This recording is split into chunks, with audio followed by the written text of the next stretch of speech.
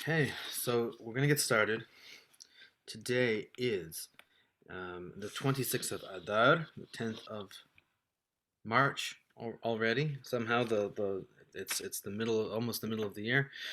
Um, Actually, this Motzei Shabbat is Rosh Chodesh, and this is actually originally Rosh Chodesh Nisan was the original Jewish New Year, and it's my opinion is that Rosh Chodesh is still the Jewish New Year. Um, our Rosh Hashanah that we have in Tishrei, that's the universal year. That's the day that Adam was created. That's the New Year for the entire world.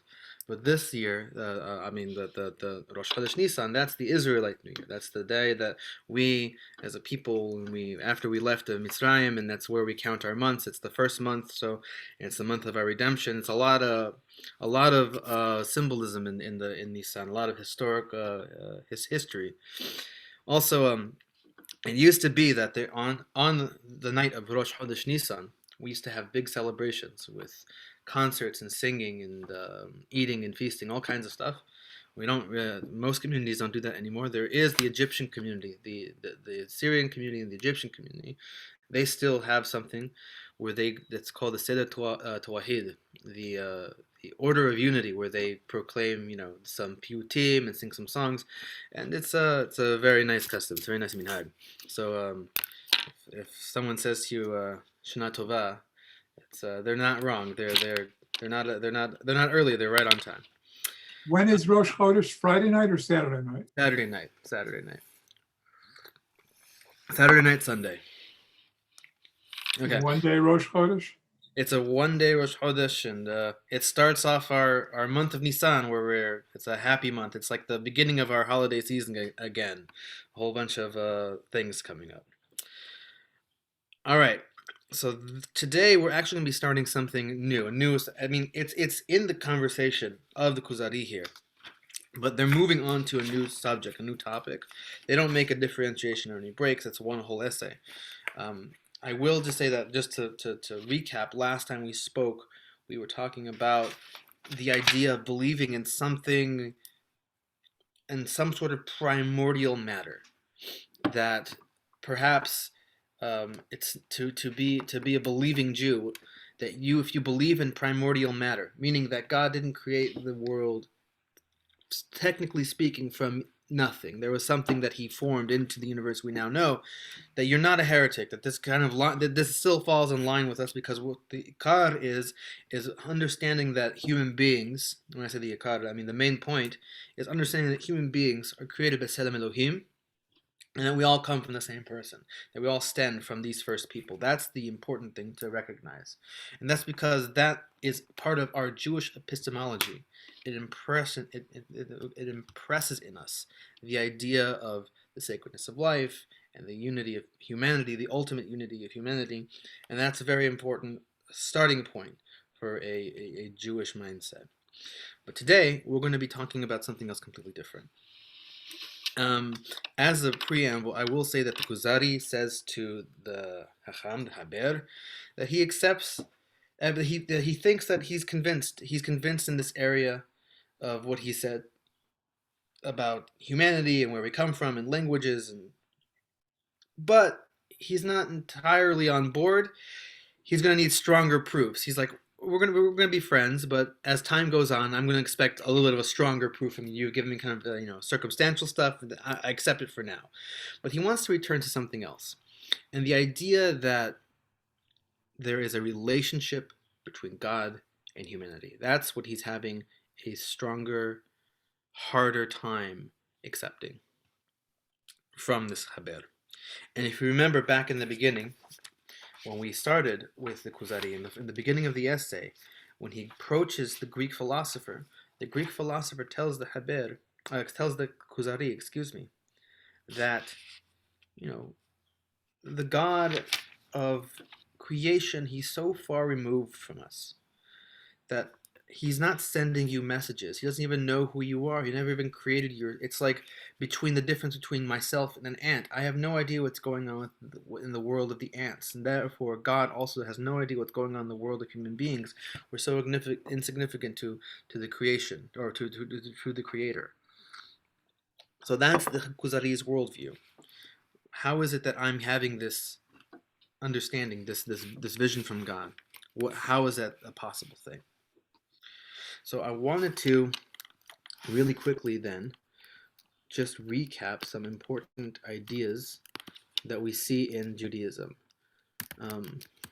from Harambam's Mishneh Torah. And that is going to be covering what is Nevuah. What is Nevuah? And I know we have talked about it before. Let's see here. On is it understanding the future? A lot of people think it's knowing what the future is. A lot of people think it's having miracles being performed. But Harambam is going to tell us that Nevuah is something a little bit more nuanced. And it's not his idea. This comes from our tradition, our Gemara, our Talmud. Let's see here. I believe it's the 6th chapter. 7th. Yes. This comes from Harambam's Mishneh Torah. And this little section, chapter 7 of Mishneh Torah, is called the Nevuah. It's about 17 halachot, and these 17 halachot, anything in the Rambam, we call it a halacha, even if it's not really teaching us a law per se, but something that these little sections here are divided up into halachot. The idea that God communicated and communicates to human beings is a central part of Judaism, because without it, there would be no Judaism. Judaism is a revealed religion, a revealed law, meaning that we heard it from God. We didn't come up with it on our own. It's not a rational law. It's not a natural law. It's a revealed law. And that's what he says here in the first halakha, where he says, "Misodei hadat le'edah she'ha'el minaveh et bnei adam," that God is minaveh et bnei adam, that He gives nevuah, gives prophecy. And prophecy is the English word. Nevuah is probably a better word to use because it encapsulates all of our little intricacies and little nuances that the Jewish concept of prophecy entails. But I will use prophecy just for the sake of a lack of a better word. And nevuah only falls or only is bestowed onto people who are hacham gadol mechokhmah. They are wise in wisdom, or they are very knowledgeable. And it's gibor mimidotav, someone who controls their not instincts, but controls their character, works on themselves. These are perfected people, quote unquote, to use a not so perfect term. And he continues, "V'lo yiyeh tziro migaber alav hadavar ba'olam, elo hu mitgaber b'dato al yitzro tamid, va'al de'a rahava nechona ad me'od." Harambam is describing a very elevated, lofty person. Somebody that the Greek philosopher might also say is the product of philosophy. Somebody who isn't at the whims of their imagination. Somebody who is constantly working on themselves, and that they have a very wide and expansive worldview, me'od, so much so that they're very philosophical. This is why a lot of people accuse Harambam of being a Aristotelian or philosopher, because a lot of his words line up with what Aristotle and the other philosophers were saying here. So at the beginning of the Kuzari, we were having the idea that the only people who are perfect and worth things are philosophers. And the idea there was that the philosophers were not everyday people. They were perfect people. Different concepts related to the same person. Okay. Let's see here. I don't want to do every halakha here, but I just wanted to restate some things here because we're going to be talking about it here. What other halakha here is pertinent? The beginning here, not so much too בעת שנוח עליו רוח. maybe ג' ובעת שננוח עליו רוח, excuse me, בעת התנוח עליו רוח, when this spirit of prophecy rests on the person, תתערב נפשו במעלת מלכים נקראים אישים, his nafsho, his intellect, his being becomes elevated and mixes with the elevated beings called ishim, and these are types of angels, and we'll get into this, what exactly this means. V'hafech ish la'acher, and he is turned into a different person. V'yavin da'ato she'enu nekemo shehaya. So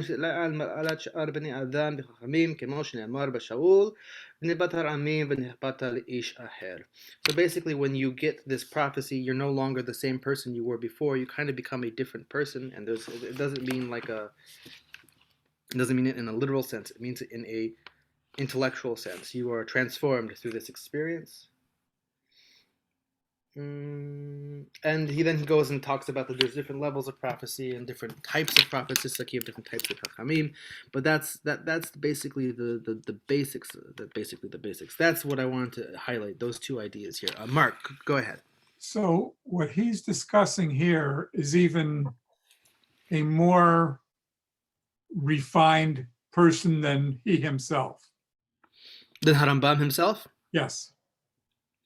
Yeah, I mean, yes. Okay, so he's not talking, because earlier you said Judaism is a revealed religion. We're not talking about revealed to every Yom HaOretz. Oh, interesting.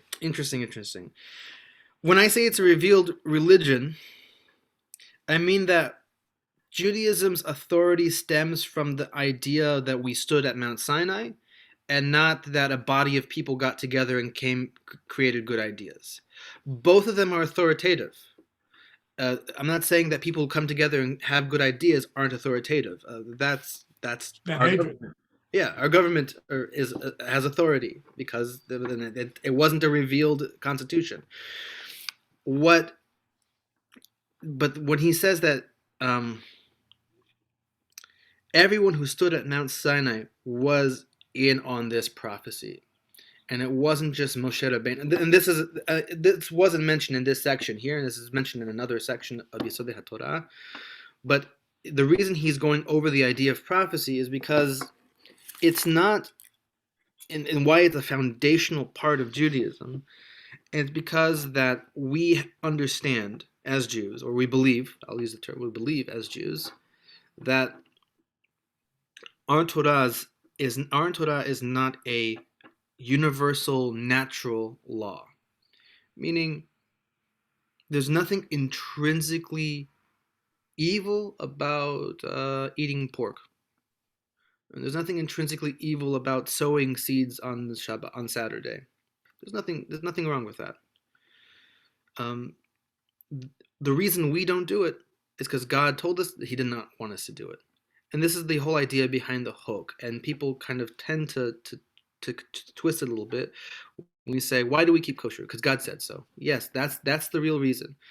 And then they'll say, well, there's no real logic behind it. It's true because it's a revealed thing, but there are benefits to it, and it's not necessarily, but it doesn't rely on the fact that if it's beneficial, we do, and if it's not. If we find out, and this is I hear this argument a lot, that the reason we don't eat pork is because it's riddled with trichinosis in the Middle Age, in the times of the Bible. If you ate pork, you would get trichinosis. The problem is that cattle and sheep are more likely to have trichinosis in them than pork, and that was the case also when we were keeping kosher. So if that were the reason behind the law, then we wouldn't be able to allow it to be cattle and sheep also. So that's the example of why it's authoritative, even if the reason that you come up with is not there. And that's a revealed authority. That's a revealed reason coming from God. So we don't do this because God said so, and we do these things because God said so. And now, there are laws, and we do touch on this a lot, on the laws of the rabbis and the reasons that they came up with different things. They're authoritative because they are a body of people who came together and they had good ideas, and also the Torah tells us to listen to this body of people. So it's kind of, the system it's a closed system there. But revealed to every Am Haaretz, meaning, so I think what you're getting at, though, is that it's not in the hand of every single person to kind of legislate and dictate their own Judaism. And that touches on to what the Hacham Yehud Halevi calls ijtihad. Ijtihad is religion through my own passion. I'm trying to think of like what the good what a good English translation of ijtihad is. It's related to jihad in Arabic, and jihad is what, like a struggle. Ijtihad is like a perfect example of ijtihad was in last week's parasha with the golden calf. The golden calf, Moshe Rabbeinu goes up. The people down are worried he's not going to come back. So they say, "Let us do this thing. Let's make a god. We'll make a statue. All these things." God never commanded any of these approaches. If God commanded us to build him a statue, it would be totally kosher to build an idol in that case. And we see this happening with the copper snake. Moshe Rabbeinu builds a copper snake. How is that not an idol? It's because God told him to build it. We have 2 cherubim on the Ark of the Covenant. How are those not idols? Well, God told us to build those things. We have lions and all kinds of angels sewn into the curtains of the Mishkan, of the tabernacle. How are those not idols? Well, God told us. You get the point. When we, however, say, you know what we're going to do? We're going to build this thing, and we're going to have that be the passionate drive of our religion, and what you're doing is you're creating things from your own imagination. That's the problem with the golden calf. That's the problem with Avodah Zarah. That's the problem with worshiping of idols. That because it's your imaginative force rather than the truth or anything like that.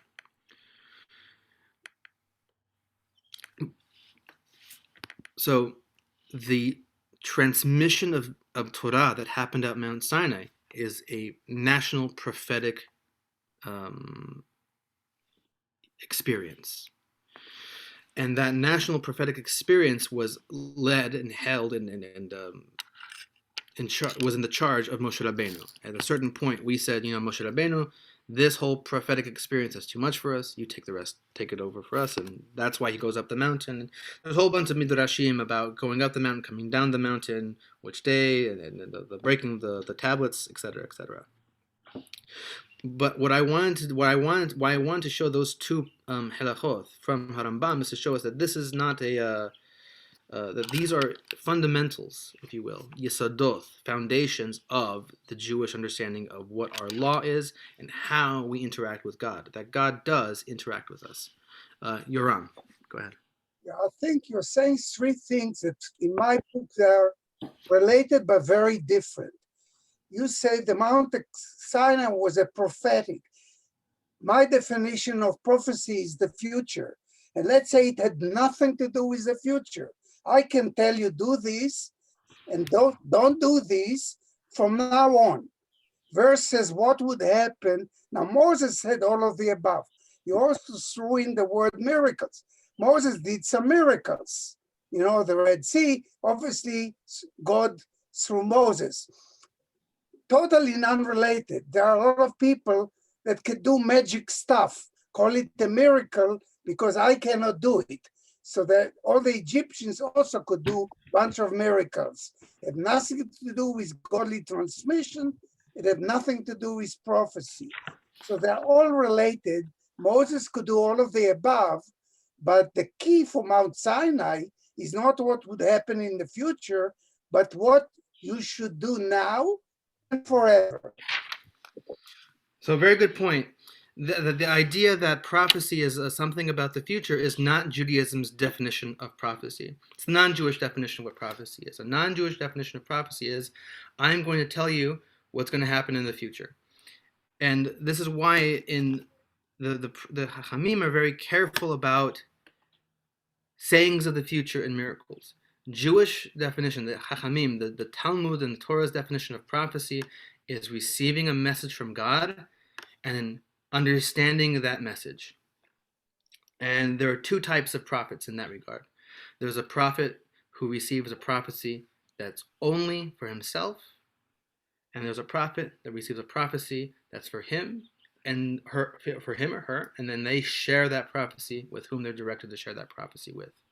And that prophecy could very could well include something about the future, or something about what's going to happen. There's going to be disaster, and if you don't, like we see with Yonah, and in the book of Yonah, he has to go to Tarshish and tell them, if you don't get your act together, God's going to turn this whole city over. And then they get their act together, and God forgives them. That is a component of prophecy. But the definition of prophecy by the Chachamim is receiving a message from God and understanding that message simultaneously. Well, I like that actually, because I did a lot of work in ESP in my youth, and ESP has a bunch of components. A person is missing now or yesterday, and somebody, a psychic, can tell you where this person is. Mm-hmm. So whatever transmission, nothing to do with the future. He said this kid is in the woods somewhere, and it's something I cannot do. Telepathy, I think, and you can say, you can describe what I think. I think about the number from 1 to 100, and we can repeat it 100 times, which means it's not a random, nothing to do with the future. It's reading my mind. So you say that the Jewish thing, because maybe I was mistaken, when we talk about prophecy, we talked about the future. You say it could be that somebody that can tell you what happened yesterday that we are not sure about. It could be.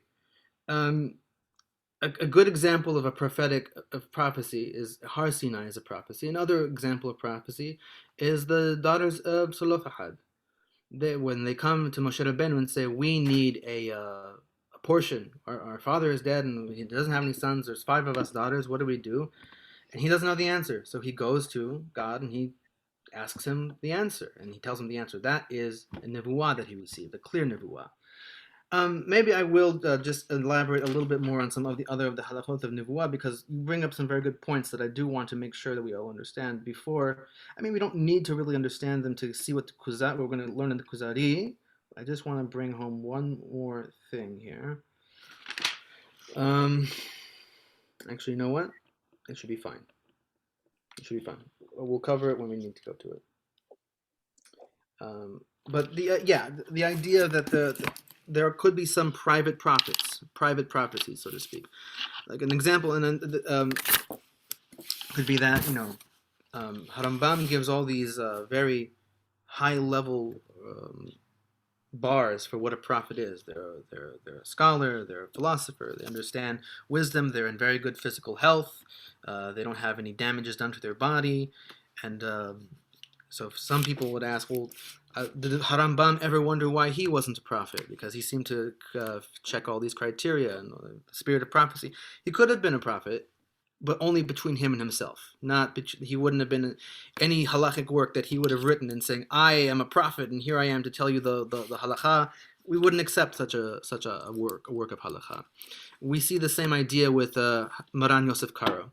Maran Yosef Karo was a major Kabbalist, especially in the times in the Ottoman Empire in Turkey where he was growing up and living. There was very major Kabbalistic influences in the Ottoman Empire, but he doesn't imbue any of his halachic works with his well, there are some Kabbalistic influences, but most of it is Harambam and the Rif and the Rosh.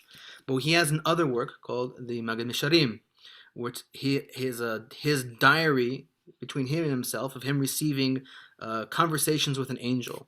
If he were to come out and tell us, the halacha is that if you drop some cheese into your meat soup, I heard from the angel, he told me that you just pick it out and it's fine, or if it's batal b'shishim, that we wouldn't accept that halacha. We go, that's not how halacha works.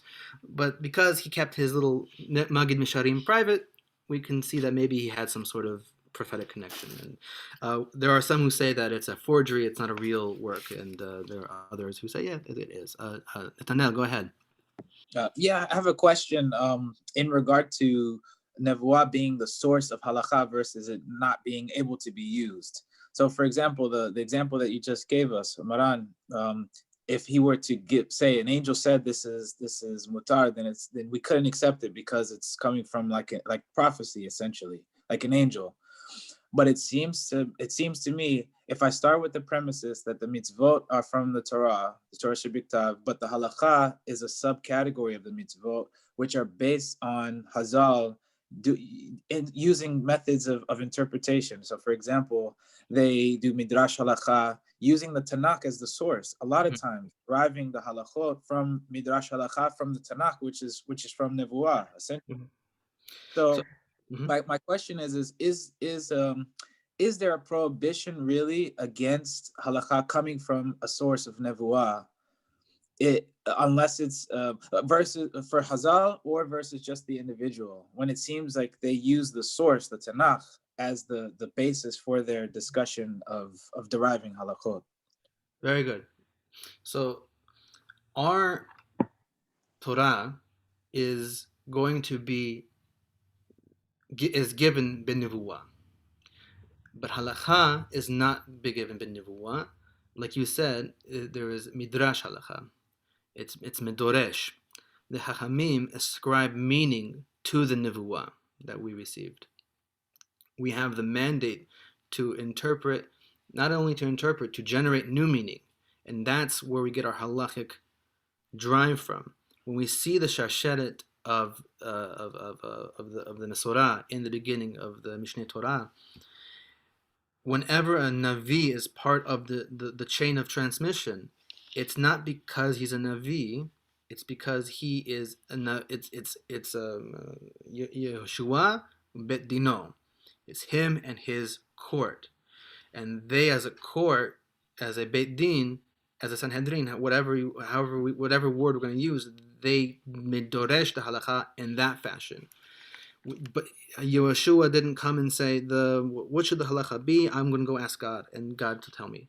The only time we see that happening is with Moshe Rabbeinu, with the daughters of Zelophehad. And it seems to be also if it's a sha'at dahak, or not a sha'at dahak, but there's another word for it. I can't remember it right now. It's mentioned in the Mishneh Torah, where it's a hora'ah sha'ah, meaning that we see Eliyahu Navi does the sacrifices outside of the temple. It's forbidden. It's forbidden to do sacrifices outside of the mizbeach, outside of the temple. But we see that Eliyahu Navi is breaking halacha and doing this. Why is he doing it? Because God told him to do it. So a Navi can break the halacha and change the halacha on a very temporary basis. And they can decide on this temporary basis we can break the halacha, except for like avodah zarah. A person can't be like, I'm going to do avodah zarah, I want you all. But a Navi could come up to you and say, I want you have to eat pork right now. Or come up to you and say, you have to drive on Shabbat, or you have to, what have you. You listen to that prophet. He doesn't have to prove himself. You just listen to the prophet. He told you to do this. You listen to him. Or her. So it's, in that sense, you can derive halacha, but only for a very limited amount of time. It's not a continuous, eternal thing. Like a prophet couldn't come along and say, I'm the prophet and I now abrogate this whole section of halakha because that's what God told me. We don't listen to that. He'd have to be doresh in it. Gotcha. Thank you for the response. Of course. Good question. Okay. So with the idea of prophecy in our belt now, and this being part of our tradition, let us go into the Kuzari and try to see what the Kuzari's understanding of Nivuah is. I want to make sure I can see everybody still. Okay. Okay, so I did mention this part already here a little bit. Do I have the Kuzari? Yeah, I have the Kuzari in front of me. Great. Let's see. Amar Kuzari. Okay, yeah, we read this part. I mean, I said this part out loud. That he says, I have been sufficiently convinced in this area. If our relationship continues, I'll ask you later to provide me with stronger proofs. So here's the crux of the new argument we're talking. In the meantime, I return to the main point. I do not understand how you are able to accept the following ideology. You believe that the creator of all physical bodies, life forces, souls, and angels was well beyond the comprehension of angelic creatures, let alone the human senses. communes via man with the physical world, despite the fact that as a result of its physicality is lowly and disgraceful. Granted, the creations in this world are fascinating.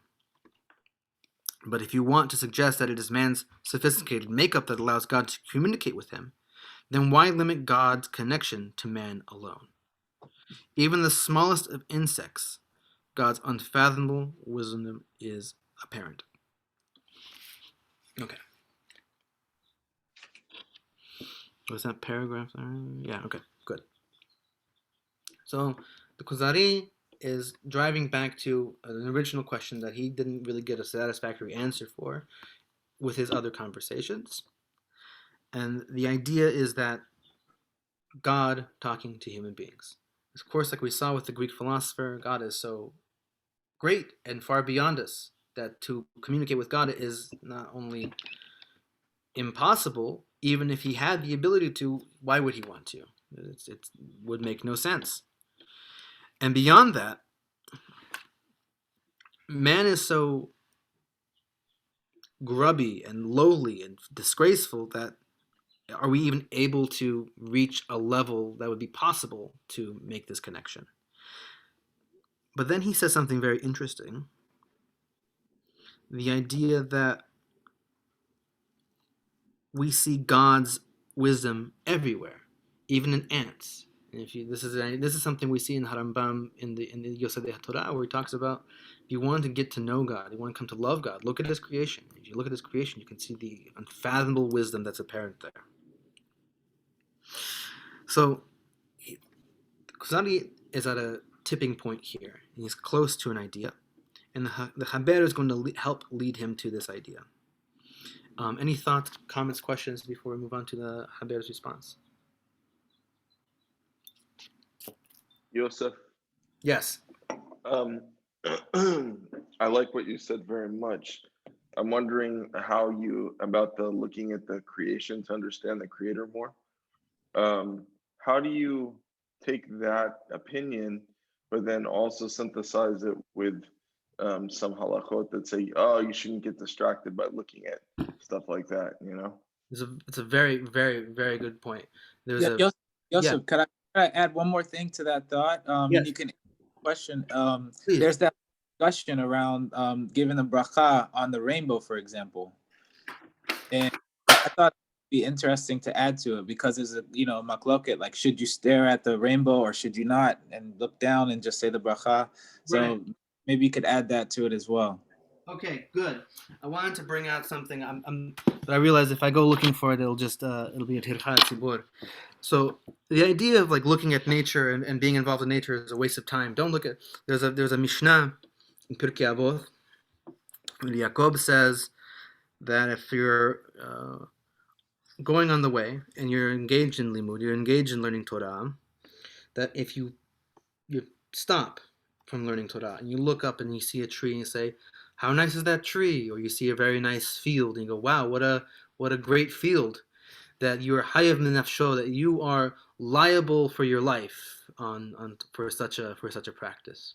And so some people look at this Mishnah from Pirkei Avot and say, see, nature is a waste of time. Anything that's not Talmud Torah is a waste of time. Anything that is separating you from engaging and learning and reading, that's what we call bital zman or bitul Torah. So I would say it's a very bad reading. It's not a good understanding of what the Mishnah is teaching us. Judaism believes in a very holistic approach to the entire creation. That the creator, the author of the Torah, is also the author of nature. And that's a very important thing, a distinction to have, is that nature is also a book. We view the universe semiotically as opposed to the Greeks who view the world metaphysically. That's a whole other subject for a different time. The Eitz Hayim that we see in the Garden of Eden is one branch or one trunk with many branches of it, meaning that all of the wisdom of the Eitz Hayim, and we understand that the Eitz Hayim is not a literal tree, It's not a magic tree that we need to find. The Etz Hayim is a metaphor for understanding, for knowledge, for Torah, which is why the menorah is also linked to this idea of Etz Hayim. And you have this central branch, and you have other branches branching off of it. Wisdom is like that. Understanding is like that. Compartmentalizing our knowledge and I can't say the word now. I just said it even though.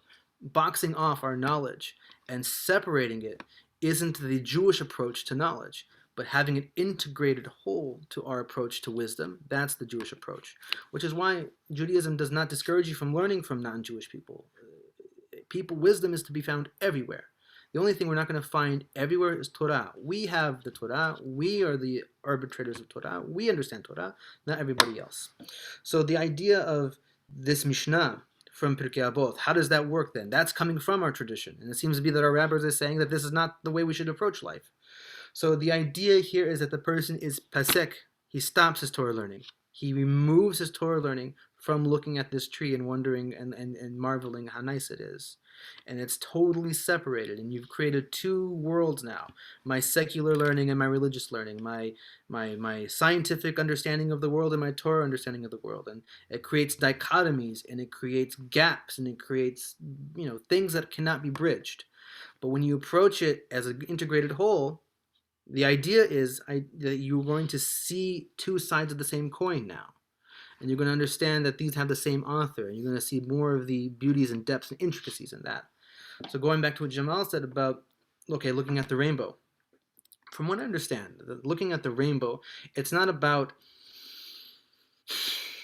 not appreciating its beauty, because it's very beautiful, but it has to do with more the Kabbalistic understanding idea of not looking at something that is a signifier of deen. And that is basically what a rainbow is in the Kabbalistic idea. There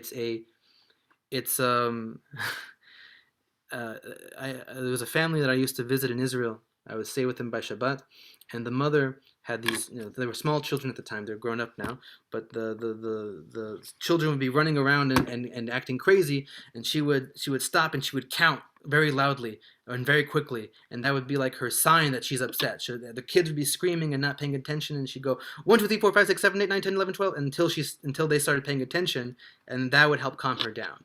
So in that sense, the rainbow is kind of like God saying 1, 2, 3, 4, 5, 6, 7, 8, 9, because the idea is that God's going to look at the rainbow, see the rainbow, and remember that he has a covenant with humanity and he's not going to destroy them. So the Kabbalistic understanding behind the rainbow is, if you're seeing a rainbow, it means God's very angry right now, so he's taking out his sign and looking at it and going, I made a promise, I'm not going to destroy anybody. So that's why the Kabbalists say, don't look at the rainbow, because you don't want to call judgment and din down upon yourself. But I don't think that's the halachic approach. It's more of a Kabbalistic approach. I'm not saying there isn't any wisdom or truth to it. I'm just saying we're not all Kabbalists, so we don't have to unless you are, then you don't have to approach it Kabbalistically. I hope that answered the questions. Okay, Tov. Thank you. And that is actually going to connect into what we're going to be talking about for the next few minutes about nature and the idea of what is nature. So the Haber responds now to what the Kuzari had just said, right? He asks him a question. Kuzari, yes. The Kuzari asks the Haber question, being, what is this nature of God and this nature of man? He doesn't say it, but we're implying it now. We're going to be explicit in the next one. That makes it that we're able to communicate. I'm not understanding. So the Haber responds on paragraph 69. Amar haver that this does not require a lengthy answer. I'll just say it in English. The wisdom that you see involved in the creation of an ant, for example, do you attribute this wisdom to some star or other heavenly force other than God, who is truly omnipotent and exact, and who provides each and everything with its exact properties? Properties. He's saying, so we see that you mentioned the ant and its intricacies. Who created this ant? Was it God? Was it some other star? Was it some other power? Who created the ant? And the Kuzari has a very interesting answer. אמר ההבר, אמר הכוזרי, וזה מיוחס על פועל הטבע. That this is attributed to the properties of nature, and the Haber asks the very, very important question, Mahu hateva? What is nature?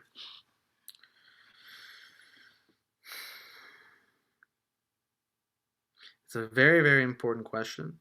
It's a question we take for granted. I mean, it's a question I take for granted for sure. Let's see the two more points here before we dive off and try to understand what is being said. So Haber asks, what is this nature? What's nature? And the Kuzari responds, it is a certain, 72, it is a certain force within the universe, which, I grant you, I do not understand clearly, but the wise scientists, well, that's not a great translation, he says the Chachamim, the wise science, but for the purpose, it is a good translation. But the wise scientists know precisely what it is. We discussed this a few weeks ago. About believing in science versus accepting science. And ideally, we shouldn't believe in science. We should accept science or reject science if it's true or false. It's not a belief system. It's something that can be improved empirically.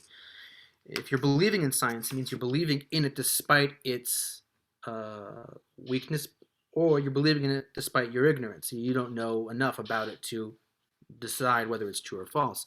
Yoram, please go ahead. Part of what science is based on your experience. So let's say that you were born in the desert in year 20. You would say how food comes. Every night from heaven, there is food. And we had like 20 years of evidence that every day, except Shabbat, you get food. You come to the land of Israel and a miracle happens. Now you put a little seed in the ground, and guess what? Out of that, a few days, a few weeks, a few years, you get a tree, you get a tomato. You say, wow, that's a miracle, because in the desert, nobody had any experience that something happens and a plant grows up. Now, when we understand nature, we obviously accept the manna as a miracle outside nature, and planting things and seeing it grow as part of what our scientific knowledge. So some of it is our own experience and perspective. I had a Chacham once who said, I forget if he was quoting somebody, if this was his own statement. He said, the only thing natural about nature is that it's naturally supernatural, or something like that. And what you're saying is absolutely correct. Perspective of regularity that we attribute is natural, and if it's not regular, if it's the sea splitting, for example, that's a miracle. Very good. I think people say that, on the Erev Shabbat, it's also in the Mishnah, in the Pirkei Avot. Half of this could be a Pirkei Avot class. In Pirkei Avot, it says that there were 10 things that were created Erev Shabbat ben Hashemashot, in between the sunset and nightfall. And one of those things were some of the miracles that we see happen in the Torah, like the mouth of Bilam's donkey. And some people, and I'm not going to say whether I disagree or agree. I'm just saying that some people say that this shows that the Hamim were very cautious about accepting a breaking of nature. So we see that we're saying that he built this into the nature, so to speak. That because he created this on Ben Hashemashot, on Erev Shabbat, that it's not really a miracle like, you would say walking on water is a miracle. But it was built into the nature to happen at this exact moment, or something like that. And I'm not sure of whether or not there's what's the meaning behind that. But nature, according to the Kuzari, and we'll see here, he's going to elaborate a little bit on what he says that I don't know what it is, but there are people who know, and I trust these people who know. So the Haber, is going to press a little bit, and he says, I'm going to say this one in Hebrew first, then in English, because I think the English is a little off. He says, Amar haver abalidatam boditenu. Their knowledge is just the same as our. Their understanding of nature is just the same as ours. Here they add the word nebulous.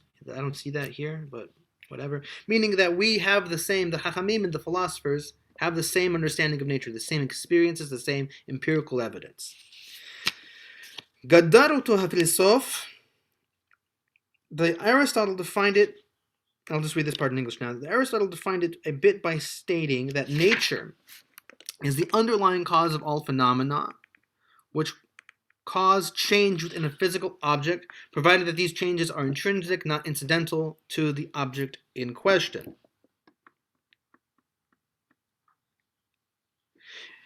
What does that mean? That means, so there's a footnote down here. Let's go down to it. This is, this is elaborated later on in the in 510. We're in 174, so we have a bit to go. Intrinsic change versus incidental change can be explained by the following example. When one ages, one's hair becomes white.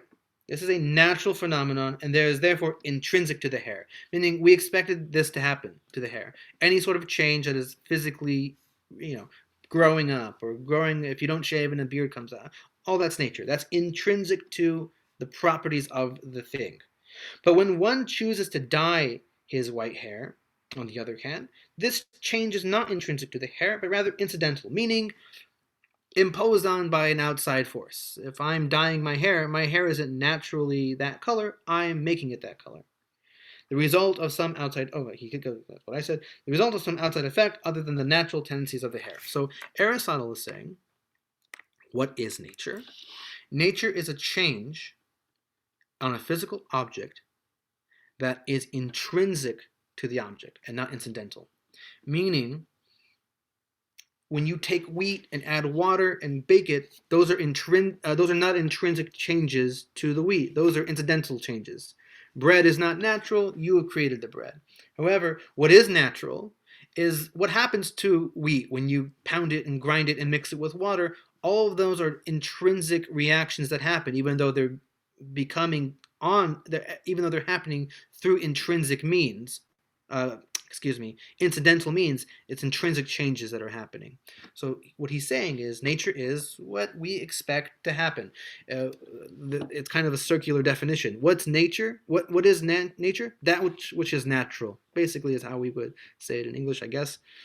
And the Kuzari responds, it seems as if Aristotle is saying that when an object changes intrinsically, in other words, it displays motion when it was previously stationary, or vice versa, there must be some cause for the change, and this cause is called nature. So it's this kind of outside force, or intrinsic force in the universe that we see happening when we apply certain actions or certain states to an object. Does that make sense? That's what we're defining as nature.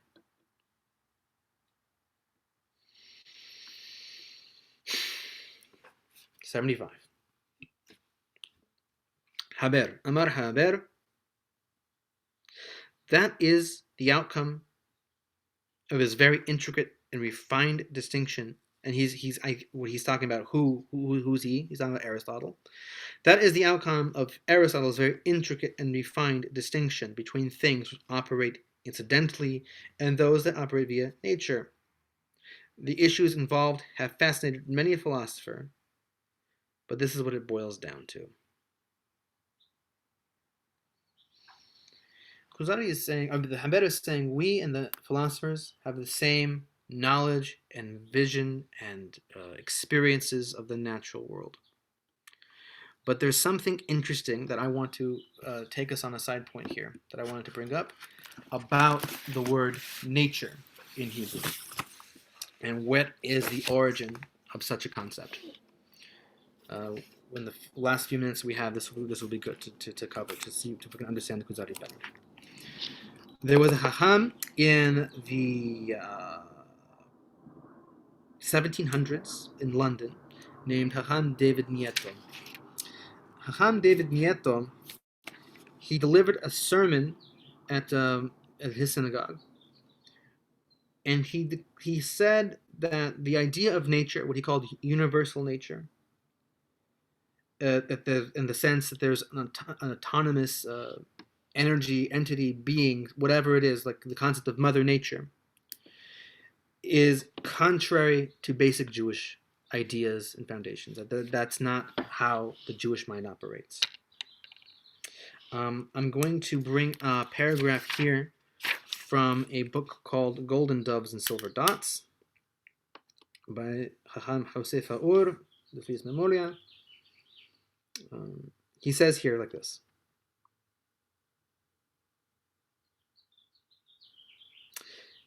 The very notion of nature is foreign to Jewish thinking, since the word that we have for it, teba,